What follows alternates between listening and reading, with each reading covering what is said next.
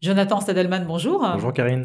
Alors vous êtes avec nous aujourd'hui pour nous parler de Createam France, une entreprise que vous avez montée il y a 8 ans maintenant, en 2013 exactement, une entreprise spécialisée dans l'ingénierie. Vous faites ce qu'on appelle du détachement de personnel, on peut le résumer comme ça ou est-ce que c'est un peu réducteur? C'est un peu réducteur. C'est un peu réducteur. mais c'est bien. C'est un début. C'est un début. Non, c'est de ce qu'on appelle de l'assistance technique. Donc effectivement, on mobilise nos ressources chez nos clients, mais on peut aussi intervenir sur du forfait, donc de l'outsourcing, du work package qu'on prend en interne pour nos activités, enfin pour traiter les activités. Alors on pourrait le croire, mais c'est pas de l'informatique. Non. On parle de quel secteur précisément? Alors c'est globalement tous les métiers de l'énergie au sens large et du nucléaire. Donc on va retrouver de l'oil and gas, de la pharma, des énergies nouvelles et quand même une grosse partie d'activités nucléaires. Donc ça c'est pour les secteurs. Et dans les métiers, on va retrouver ce que l'on appelle les cycles de l'APS, APD et le chantier. Donc c'est pré-études, études et on s'arrête jusqu'à ce que ça sorte de terre, donc jusqu'au chantier. Alors vous êtes agréé GIFEN, je crois que c'est comme ça qu'on l'appelle. Référencé au sein du GIFEN. Référencé au sein du GIFEN. Rappelez-nous ce que c'est que le GIFEN. Alors c'est le groupement des entreprises françaises francophones dans le domaine du nucléaire, aux côtés de Engie ou de EDF. Donc un beau label qui vous confère de la confiance de grandes entreprises sur des missions souvent longues.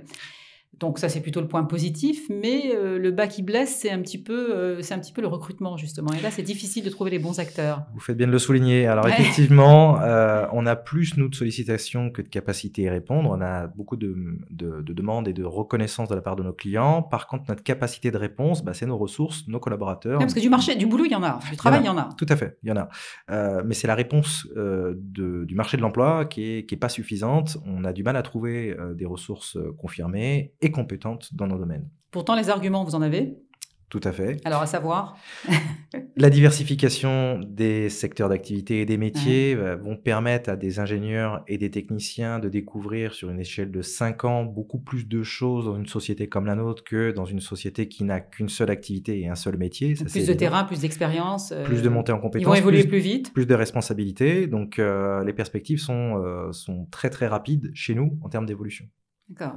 Et donc, en plus de ça, une pérennité quand même, ils peuvent se projeter parce qu'encore une fois, des missions longues, ils peuvent s'inscrire dans la durée. Une centrale de traitement d'eau, une centrale nucléaire, effectivement, c'est des durées de vie, enfin de la phase de conception jusqu'à la réalisation qui vont être comprises entre 3 années à une décennie.